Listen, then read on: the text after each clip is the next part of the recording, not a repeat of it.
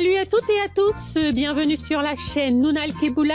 Avant de commencer, nous vous invitons à vous abonner à notre chaîne et à activer les notifications via la petite cloche en bas à droite sous la vidéo, ce qui vous permettra d'être informé des prochaines histoires publiées.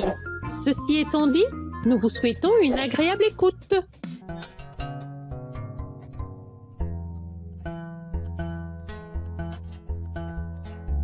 C'est un conte qui nous vient de Madagascar, la créature du lac noir.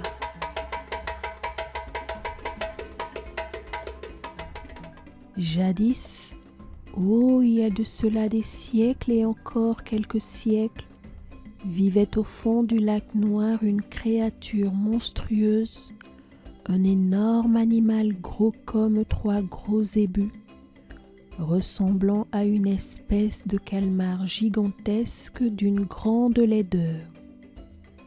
C'était une hydre géante.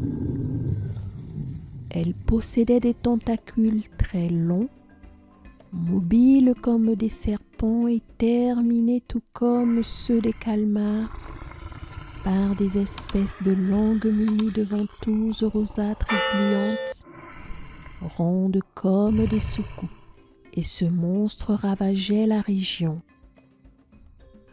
Au début, quand il était petit, il ne volait que des poules ou des chats. Mais l'hydre grandissait vite, car elle mangeait beaucoup. Elle se mit à capturer des chiens ou des chèvres, puis des bœufs. Enfin, elle goûta de la chair d'homme.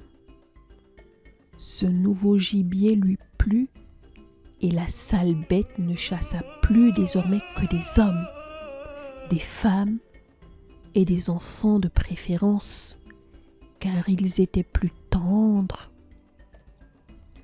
On fuyait les abords du lac. On fuyait ce monstre amphibie mangeur d'hommes. Ce lac devint même sacré, car il appartenait aux démons. Le roi essaya de se débarrasser de ce terrible animal, mais son armée elle-même ne put rien faire contre le monstre, qui emporta le général et son cheval, son aide de camp et 3 porteurs de bannières. Lance, flèches, poison, catapultes, haches, rien n'y faisait. Quelques héros courageux et un peu inconscients essayèrent de lutter contre la bête hideuse, qui n'en fit évidemment qu'une bouchée. Le roi fit alors appel aux devins du royaume, aux sorciers, aux savants. Tous se déclarèrent impuissants. Un jour, arriva au palais une vieille femme édentée très laide, d'une saleté repoussante, vêtue d'une espèce de sac d'où sortaient des membres grêles et noirs de crasse, et sa tête ridée aux cheveux gris, emmêlés et gras. Elle s'accroupit devant la cour, sortit de son infâme besace un paquet de dents jaunâtres, et les prit dans ses 2 mains jointes en coupe. Elle jeta les dents sur le sol et les examina attentivement pendant de longues minutes. « Voilà ce que disent mes dents. Oh, vous tous qui m'écoutez, chaque année, à la première lune de printemps, vous offrirez à la bête un sacrifice humain. Ce n'est qu'à ce prix que vous aurez la paix. Voilà ce que disent mes dents. » L'assistant se respira. On savait enfin ce qu'il fallait faire.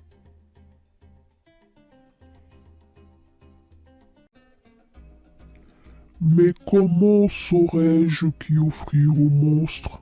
demanda le roi. Un rêve te le dira. La veille du jour du sacrifice. Et quelle que soit la victime, tu devras obéir, roi ou pas. Ricana la vieille. Ce n'est qu'à ce prix que vous vivrez tranquille. Et la vieille ramassa ses dents, les remit dans sa besace et repartit en clopinant on ne sait où. Ainsi, chaque année la même nuit de pleine lune, la créature sortait sur le rivage en se traînant et venait chercher son tribut. Un être humain, homme, femme ou enfant qu'elle emportait dans les eaux glauques du lac pour les dévorer. Et chaque fois, la veille du fameux jour, le roi faisait un rêve qui lui désignait qui il fallait offrir à la bête du lac noir. Et cela lui suffisait pour un an. Elle ne s'attaquait plus aux humains ensuite. Mais si on ne lui donnait pas son tribut, elle devenait folle, se tordait de colère, sortait toute la nuit en rampant, terrorisait les villageois et finissait par retourner dans les profondeurs du lac avec un ou deux enfants ou des adultes s'ils n'avaient pas fui assez vite. Puis elle revenait souvent et terrorisait le pays. Aussi le roi veillait-il à obéir scrupuleusement à l'oracle de la vieille voyante. Il ordonnait sans hésiter qu'on livrât au monstre la victime dont il avait rêvé la veille, quelle qu'elle fût.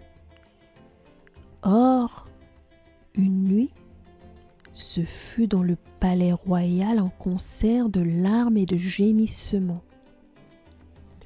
Le roi avait en effet rêvé que la prochaine victime devrait être sa propre fille unique, une enfant de 10 ans. Mais il fallait obéir. La petite princesse fut courageuse. Ne pleurez pas. C'est la volonté des esprits. Et il ne reste rien à gémir. Mais je vous demande de ne pas m'attacher pour le sacrifice. Je peux mourir dignement. Je peux mourir dignement. Ajouta-t-elle d'une toute petite voix. Ce sera tout pour aujourd'hui. Si vous souhaitez connaître la fin de l'histoire, rendez-vous au prochain épisode.